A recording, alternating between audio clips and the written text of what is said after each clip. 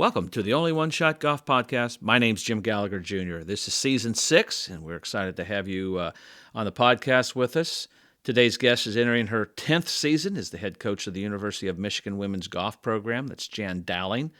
And she's not only transformed this team into becoming one of the best in the Big Ten after they won the Big Ten championship last season, but one of the best in college women's golf. She took over in 2013, and they've had 4 regional appearances since she's been there, including back-to-back national championship appearances twice, including these last 2 seasons. So looking forward to hearing from Jan and her great story and how she's turned this program into one of the elite programs in women's college golf.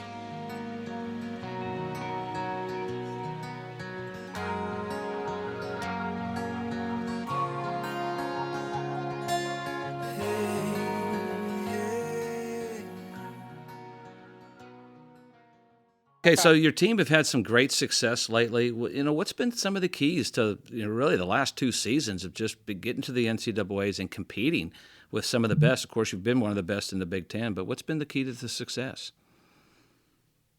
I would say incremental improvements. Some of that is with recruiting. We had some nice success in 2016 and 2017, and that helped get the players that are currently on our team roster. To see that our team is making it to the NCAA Championships was huge. And then we've been fortunate to recruit some fabulous young women who are extremely driven and want to develop and get better. And when we finished second in 2021, that was the evidence that we needed to know that we could win it. And we kind of came back with a vengeance the next year. This team, this is something we've been selling through the recruiting process is hey, like, you can come here and be part of the team that wins the first Big Ten championship for the University of Michigan in women's golf. And that's been a selling point for us. And we've attracted the types of kids who really latched onto that. And that's been a key for us. I mean, these great women who want to get better, maybe have a little bit of chip on the shoulder themselves. And they came here to Michigan to change the face of the program. It's amazing what a chip on your shoulder will do, isn't it? It motivates a lot of players. You think of Sam Bennett, just won the U.S. Men's Am. He plays with one major chip on his shoulder, and I think I kind of, not a chip on my shoulder, I sort of had to do that a little bit too. Just to kind of self-motivate myself. But Monet Chun had a great week at the U.S. Am. I know you're proud of not only all your team, but especially her. What a great run she had out there at Chambers Bay that we got to cover on the Golf Channel. Yeah, no, she got into the USAM from her win at the Canadian Am. That's right. She wins the Big Ten championship, has a nice June and July, goes and wins the Canadian Am the first week of August, which I got to see, which was super cool. As a fellow Canadian, that was pretty special. And that got her into the USAM, and she just took off from there. But she's a fabulous young woman, has one of the coolest comeback stories in golf that a lot of people wouldn't be aware of. But she's worked her butt off. She's one of the more patient. She is the most patient person I've ever met in my life. And kind of ironically, it can also be my biggest frustration as a coach with her. And, she'll hit these kind of bad shots, and you're like, I want to react. Like, I obviously don't react as the coach, but I'm like, wow, she just hit that shot, and she just goes right back to her same routine and plugs away and knows the feels that she needs to have to hit the correct ball flight that she wants, and she doesn't get fazed by anything, absolutely nothing. And she stays patient, she stays the course, and just loves the game. She loves getting better. When she finished playing the U.S. Women's Am, the first question she asked was, "How do I get better?" She got to see Saka Bobby, one of the greatest U.S. women's amateur champions we'll probably ever see, one of the greatest runs we'll ever see, and she kind of hit a buzzsaw there. But she also was like, "Hey, how do I get better?" It was one of the best tournament golf weeks of Monet's life, and she still wanted to improve. Well, you mentioned the story about some of her challenges. Tell us the story, because I believe when I was listening, I wasn't covering her that day, but there was times where she thought about quitting. Well, I don't know if she actually thought about quitting. I think that a lot of people would not blame her if she had decided to quit, but I don't know if that ever entered her mind, honestly, just the way that she's built, and how much she loves the game and how much she loves to compete. But, she just went through a really hard time with her golf swing, and people have. I mean, she was hitting these high, weak, right cut shots with her driver, and it was getting her in tons of trouble and couldn't control the golf ball. And that's a horrible feeling as a player. We've all been there. And it snowballed a little bit for her when she was like 16, 17 years old. And, some schools that were recruiting her dropped off the map. And thankfully we stuck with her. I know her swing coach very well, and I knew what they were working on. And I was like, this is going to work. And also with her work ethic, I knew that combination was going to work. And, we kind of hung with her through the recruiting process. She ended up taking a gap year. She did things like miss the cut at the Canadian Junior Girls Championship, which is really hard to do. Right.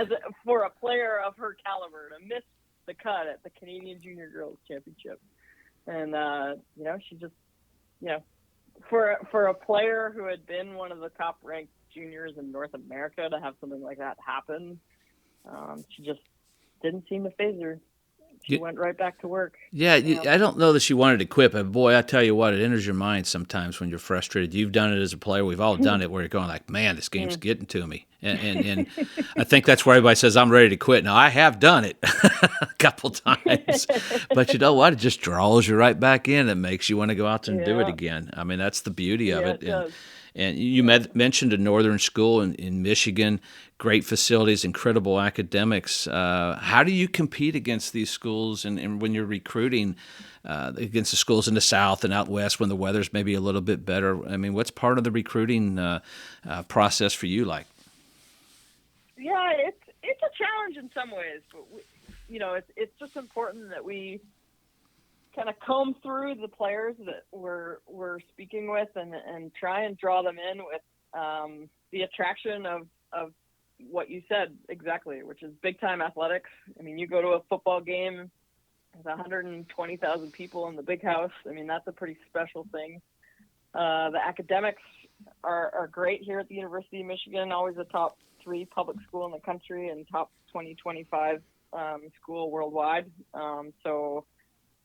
There's a lot of things that can be attractive, and you've got to find someone that's not afraid of the cold weather. I mean, you're not going to hide the fact that we are in the state of Michigan, and we get snow and it's cold, and you get players who are okay with it, and you get players who don't want it, and we just kind of say, hey, best of luck to you if that's what they're looking for is warm weather 24/7. But the ones that do show interest, we show them the things that we can help them get better at, even in the wintertime. You can get a golf club in your hand every single day here at Michigan.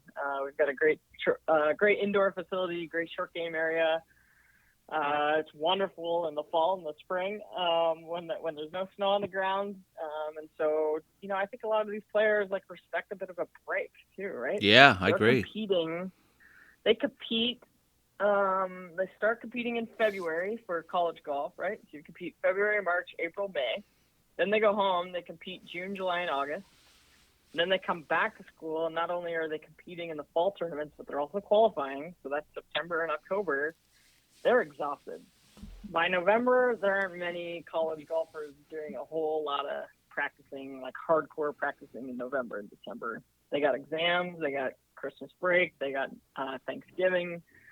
So, for these high performer type A kids that are attracted to a place like Michigan, makes it a little bit easier for them to take a day off when there's a little bit of snow on the ground or it's 35 degrees and pouring rain. Well, it's not like your tournaments are being played in the snow. Y'all are going all over the country to play too when it's cold. Yeah. That helps. Mm-hmm. We go down to Florida. We've got a ton of alums down in the Naples area. So we go down to Florida to train before our season starts. And like I said, with our indoor facility, we got a golf club in our hand every day. So you get that break.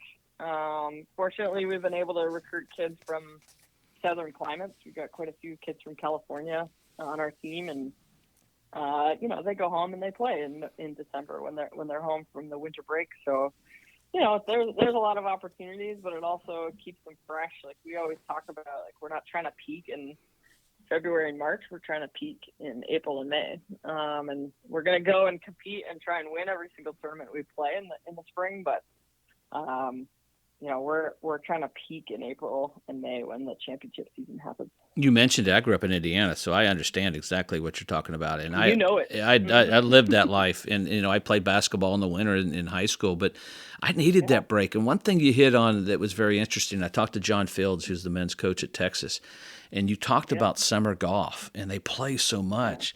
He said his kids, I said, what happens to Texas early on in the fall? You kind of struggle, and then at the end, you kind of figure it out. He goes, my kids are tired when they come here in August. Yeah.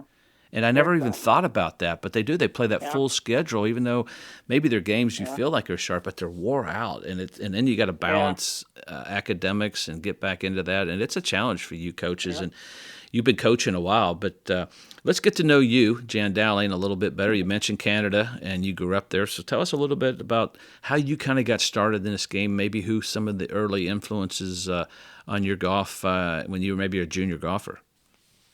Yeah, I mean, so I was a little bit of a late bloomer. I got a club in my hand when I was 11. Okay. And that was my granddad. He bought our whole family club. He started playing in his 50s and just absolutely fell in love with the game. And our family was really big into introducing my brother and I to sports that we could play for a lifetime. And so we skied in the winter, typical Canadian, skied in the winter, and played golf in the summer. Those were kind of our two sports, and I loved it. I mean, my brother's 3 years older than me. I think part of it was that I could actually beat my brother at this sport, and so I was like, ooh, I actually have a chance here. And I obviously look up to my brother, and I was like, wow, I think I'm better than my brother at this. And people kept telling me I had a beautiful golf swing, and I was like, well, okay, I don't know why I'm still shooting 100, but cool.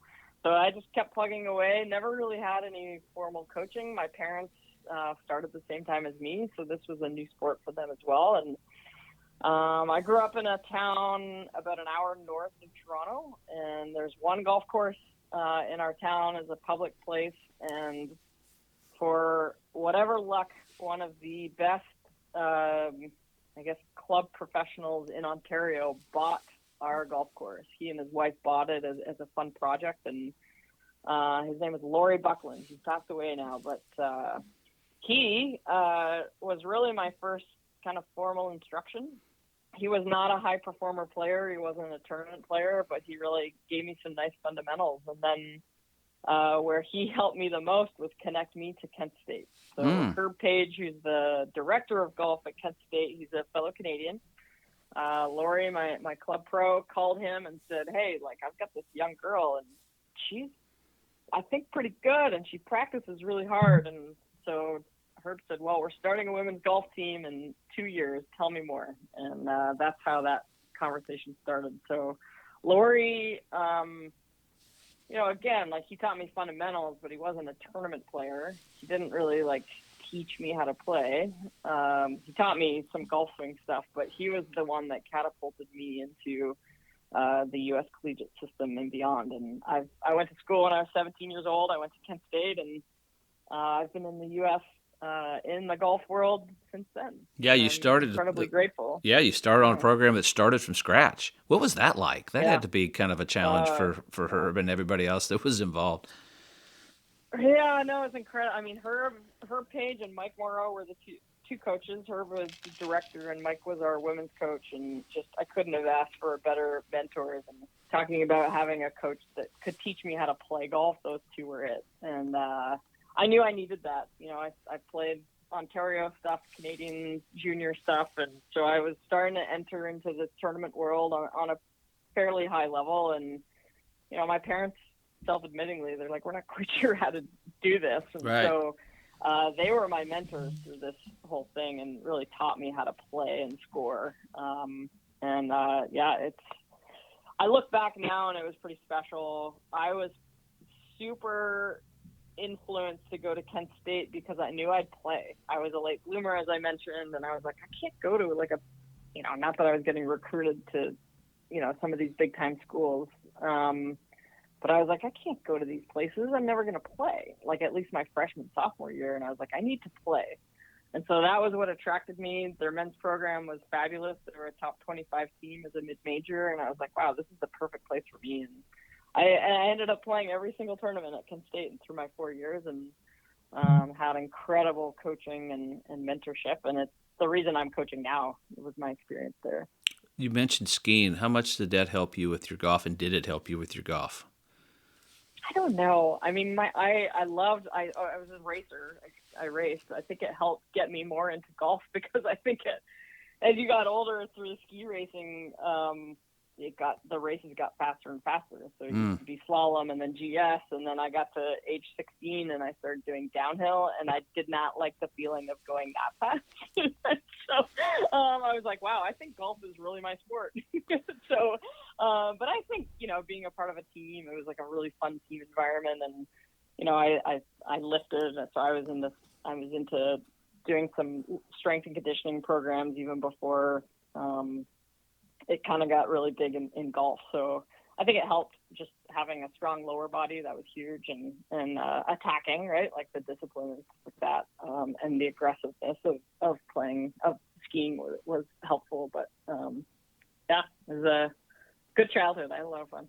So this is a golf podcast, but I go into all kinds of things. Explain to our listeners what it's like going down that slope at whatever mile an hour. I mean, talk about an adrenaline rush. A little different than a 3-footer to win. No, it's a totally different feeling. But I actually love slalom, which is a very technical ski race, so short, quick turns, and a lot of timing and rhythm. And I think that was like, golf and slalom ski racing were like two of my favorite things. I played all sorts of sports growing up, but those two were my favorite. Do you look for kids when you're recruiting to play other sports? Because I know a lot of coaches do.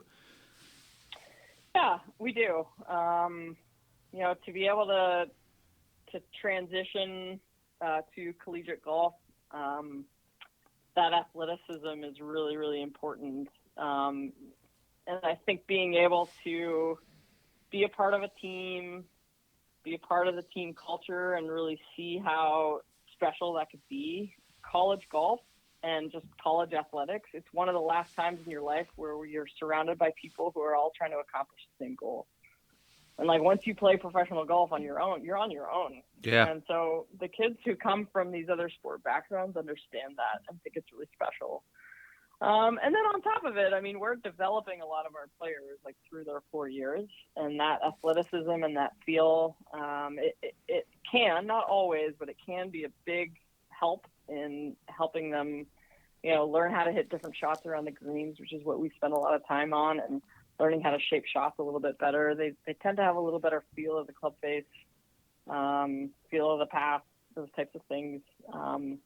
And it makes it a little bit easier, but not always. I mean, I've had some tremendous golfers that only ever golf, so not always the case. But boy, swing speed for the kids that come in that have played other sports, that usually is a nice, strong correlation there. Absolutely. We're seeing these kids swing it faster and faster and faster, and it's so fun. Is that one of the things you've seen change over the years? Is speed now in the golf swing, and people working out to get more speed? Oh yeah. I think there's more and more athletes playing golf. I mean, we've got a player coming in here that averages 102 mile per hour swing speed. I've never seen that before. And we'll play every once in a while. We play a course that I played in college, and it makes me laugh so hard because they're taking lines off the tee that I never even would have thought about. Yeah, no, it's true. Tells you a little bit about my golf game probably, but. I think of some different holes out there. Like I played at Biltmore down in Miami. Yep. Boy, our team plays it completely different than I did. Completely different. How have you made that? That's got to be a big adjustment for you. In watching over the years that change in your coaching, and when your practice rounds. Yeah. It's funny. It makes me laugh. I think it's really funny, but. It is so impressive to see, and you see it when you're around the ladies on the LPGA Tour, and the time that you spend at the U.S. Women's Am. I mean, these girls crush it. It's so fun. I mean, the sport has changed so much in the last 15, 20 years. Man, it tells you a little bit about my age now. I'm like, man, I don't know if I'm one of the young coaches anymore. Well, I don't think I am. get on the bus with me, and you'll really figure it out. I That's played with right. a wooden driver, so I mean, yeah, it Yeah. it is amazing because of what you said. I think they have better instruction. Like you said, you had instruction once you got to Kent State, and Yeah. the access to all the technology, but they know how to use the technology. Only thing I see sometimes, and not all, is they spend so much time with the technology that they forget about the feel, and they'll hit a shot and they look back here at the launch monitor and goes, oh, but you got to Yeah. watch the shot. And I think you can fall into Yeah. that trap too, of being too that. But that's me being old school, I guess, versus some of the younger Yeah. guys. It doesn't bother them. It kind of intimidates me a little bit more. But for these young players playing out there, it doesn't intimidate them at all. And I know you all have all the gadgets and all that stuff, and it's Yeah. and you're TPI certified. You understand all the launch monitors, and Yeah. that's a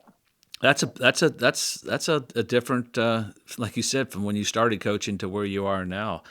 But Yeah. you said you played professionally. Did I read you were on the Big Break 3, ladies only? Am I I correct? was. Am I I was. making that up in Yeah. my brain? No, that is correct. Big Break 3, ladies only. It was the first all women's cast. It was very cool. It was when I was still playing professional golf, so it was a great opportunity for me to try and get the winners received 2 LPGA Tour exemptions. So that was a big motivator for me. But yeah, it was a fabulous time. It was Vince Cellini was our Yep. host. I don't know if you remember that Yep. guy. Sure do. It was up at Kings Mill Resort in Virginia. Beautiful That's spot. right. I watched it. Yeah, Kingsbury. I won there 100,000 Oh years yeah. ago. Mm-hmm. But yeah, Cool because spot. we always teased Tom Abbott, who hosted for so many years. It'd be great to bring that show Yeah. back because I thought it was wonderful. And the further along, it I do too. gave people such a great opportunity. You're seeing, like you said, there's Jarena Pillar. We're going to go on and on about Yeah. the players, guys on the men's tour, and it really got better and better. And it was Yeah. pretty cool. But I know all the secrets to it because Tom's kind of given those out. But that had to be a great experience. Why did you get into coaching, and who gave you your first shot at coaching?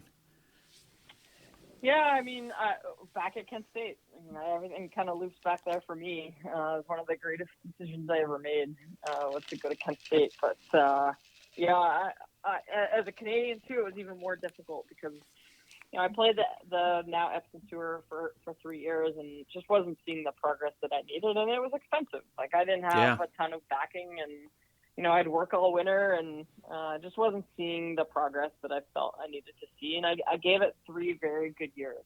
I was like, if I'm going to do this, I'm going to do it right. And, I lived down in Dallas, Texas, and I worked my butt off. I love to practice. So I was a practicer, and so I don't regret anything there. But I always knew in the back of my mind that I wanted to coach. Like I studied sport management in university at Kent State, and I knew I wanted to stay in the sport. And when I was 17 and I came down to university at Kent State, I was like, this is the coolest thing I've ever seen in my life. Like I'm such a golf nerd and golf junkie. And I was like, you mean to tell me like I can get the scholarship and be on this team of other girls that love to play golf and they're going to pay for me to like travel around and play in all these tournaments? I was just in heaven, and I've been in heaven ever since. I mean, I've been able to be at some great universities. I would say my big break was obviously Kent State. They gave me my visa so I could actually work in the U.S. So that was huge, and that experience of being on the other side with my coaches, like, hey, now I know why you made some of these decisions that you made in the qualifying and those types of things, and it all came together, and I just I learned a ton from 2 of the greatest coaches in college golf and learned to win in the Midwest, right? Like, how do you win in the Midwest?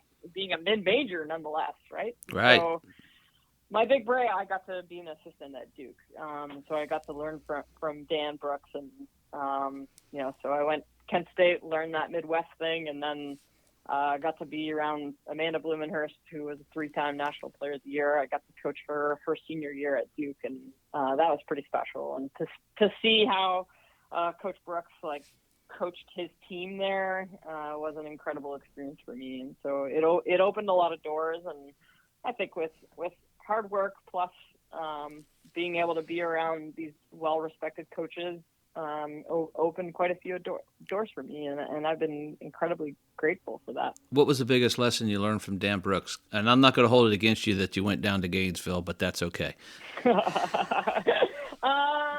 Communication. He's an incredible communicator, both listener and speaker. And I think he was able to connect with his players because of that, and parents and swing coaches, and learning how to manage the nucleus around these high performer players. So I'd say that was the biggest thing I took away from him. All right, I got mentioned Gainesville. You spent 3 years down there recruiting completely different than you were at Kent State, Duke, and now Florida and the SEC Southern. What was that those 3 years like in Gainesville? That was special. I mean, I didn't know what I was doing. I was kind of flying by the seat of my pants and really learning how to become my best coach, right? Like, I probably spent the first year thinking, well, what would Mike say? What would Herb say? What would Dan say in this situation? And I finally, I was able to probably within my second or third year, able to go, okay, what the lessons I learned from them were fabulous, but I have to be me. I have to be my authentic self. And I think probably every first-time head coach goes through that experience. At Florida, I mean, it was an amazing experience. I still can't believe they gave me that opportunity. I was 27 years old when I was first a head coach there. And, I got to work with some great players and some great families. And, our team got better there. And it just wasn't the right fit for me personally, but it was a great spot. And then you led me to your favorite. And then you head to God's country, Knoxville, Tennessee. I did hit God's country. I sure did. Yes. And I worked for Judy. It was a really cool experience to kind of go back to being an assistant. I had a totally different perspective, so I really understood what Judy was going through, and different things would come up throughout a school year, recruiting players, those types of things. But I ended up doing a ton of practice setup stuff, and now our assistant coach is someone I coached. Our assistant coach at Michigan is who I was coaching when I was at Tennessee. So we work with some great people and great coaches down there at Tennessee too. And they finally got the building put up, and it's incredible. The Beautiful. view there is just phenomenal, what they've got on the river, and it's amazing. You get to go to Ann Arbor, where you are now. You got to call.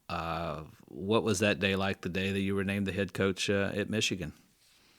Yeah, pretty special. I'd been to enough universities to know what I wanted at that point. And when this opportunity came up, I jumped on it so fast.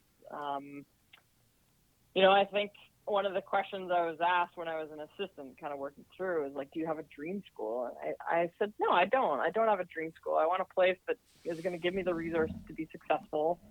And that really believe in the student athlete experience, right? Like school is still a really big part of the experience here at Michigan. And, I'm still in class, still in person in class all the time here at Michigan. And, that's something that the university takes a lot of pride in. And so I believe in the collegiate system. I believe in that, and Michigan, really kind of fit the bill. And then, personally, I'm 4 hours from my family up in Canada, even though they're on the other side of the border.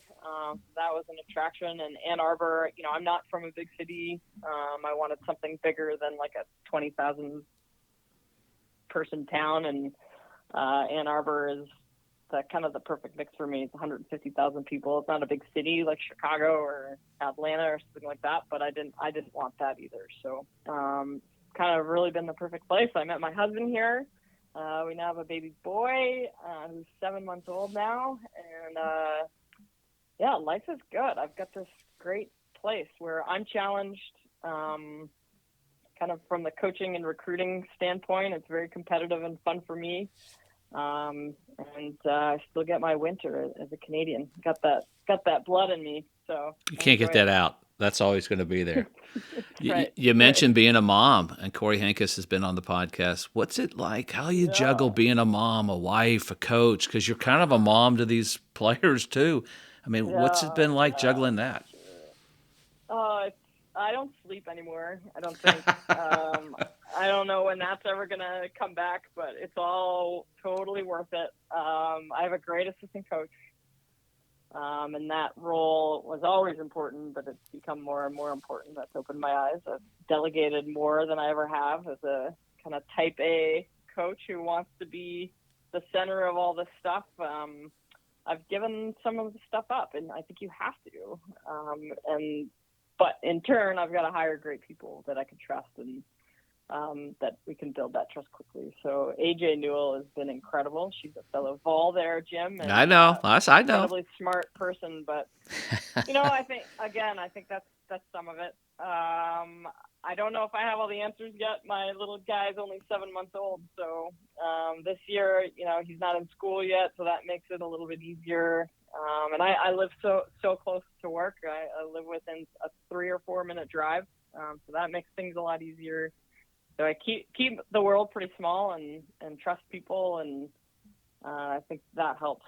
That helps a lot. Absolutely. Now, you've coached some elite players. You've been an assistant coach with Ann Walker for the international team in the Arnold Palmer Cup. But I always ask this question. That's why the book Only One Shot was written. What separates that elite golfer? What makes an elite golfer or athlete, in your opinion? And you've been an athlete and a golfer. Not golfers aren't, but you were a skier and all that. What separates that elite from the rest? I think they know themselves really well.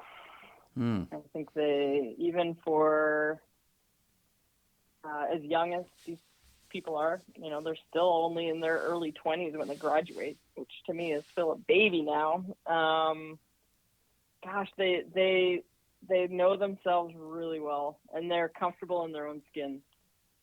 Yeah. And of course, there's the skill set piece, but they learn very quickly what works for them and what doesn't, and they tend to kind of keep some of the noise at bay. I think that's a huge part of being successful in any realm, but golf in particular. How do you that's a great kind of segue into the kids now with social media. It's and I know just in my business, announced, and you'll have people just want to take a shot at you just to do it, and you got to block out the noise. That's the word we like to say for Jordan Spieth when he was struggling, block out the noise. How do you advise those kids that your student athletes with social media, be careful and not be too caught up in it? How do you advise them in that? I mean, we talk about it. I actually I'm in a coaches group that coach all sorts of different sports. It's called What Drives Winning, and we were talking about this yesterday. And I think it's just having conversations every once in a while, and not to be get off the phone or anything like that. It's never going to happen. Shoot, I don't even do it. Right. I'm on my phone a lot. We all have to be on our phones, and so it's having mature conversations about what's actually really happening.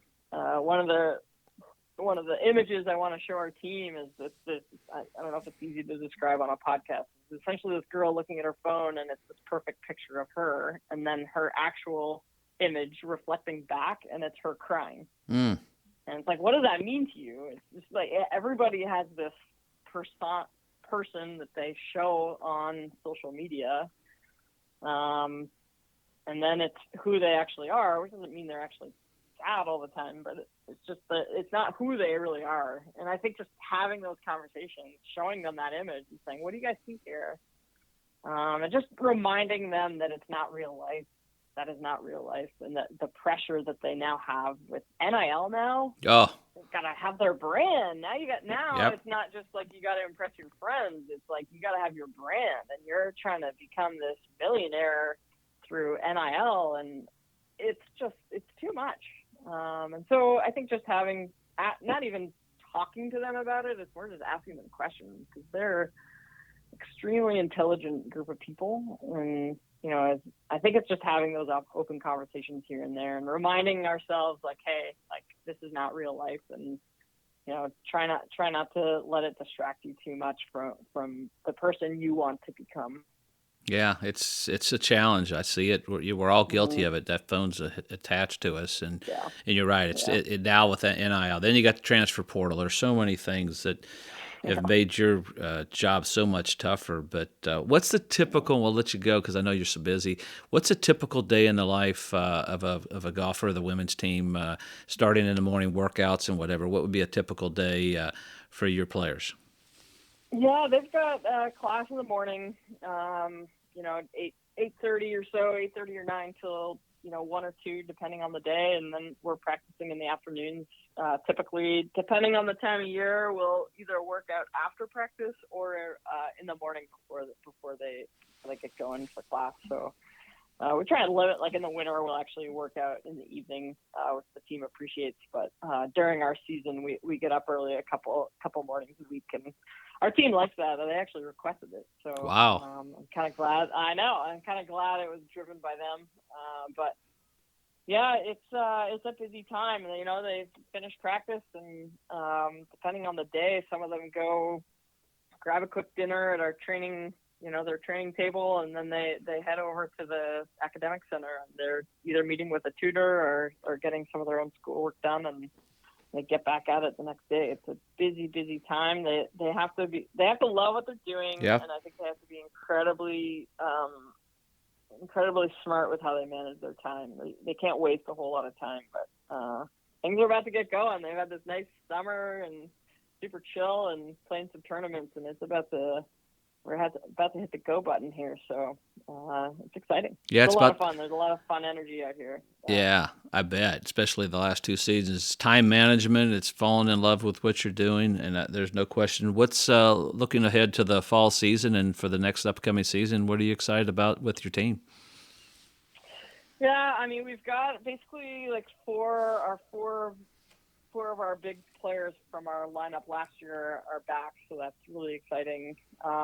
We have 5 tournaments this fall.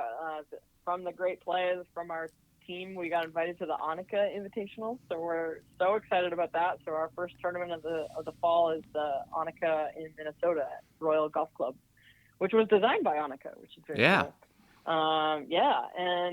So that's the first one, and our team's so excited about it because this is the group that earned that invitation. So they're thrilled about that, and then we're going to Knoxville, Tennessee. So back to God's going country. Down to play Cherokee. That's right. So AJ's pretty excited to show the team her old stomping grounds, and we play 3 more this fall. Very challenging schedule. We go to the Windy City, the Ruth's Chris down in North Carolina, and then back to Wilmington, North Carolina for the landfall. So very busy fall. We have 3 freshmen coming in, and they got 5 fabulous role models to learn from, and I think it's gonna be a challenge for them to get into the lineup. But they're gonna step up and work hard and see what it takes to be a successful program. There's a lot of good times in Ann Arbor. You've done a great job. You're becoming one of the best coaches. Your program's so competitive. I know that's been a lot of fun. I like to end the podcast with this: whether life or golf, you got to make it count. You're making it count in these young women's lives, and we appreciate you being with us today. And good luck this fall. Can't wait to see how y'all get going, and hope to see you out there in Greyhawk again.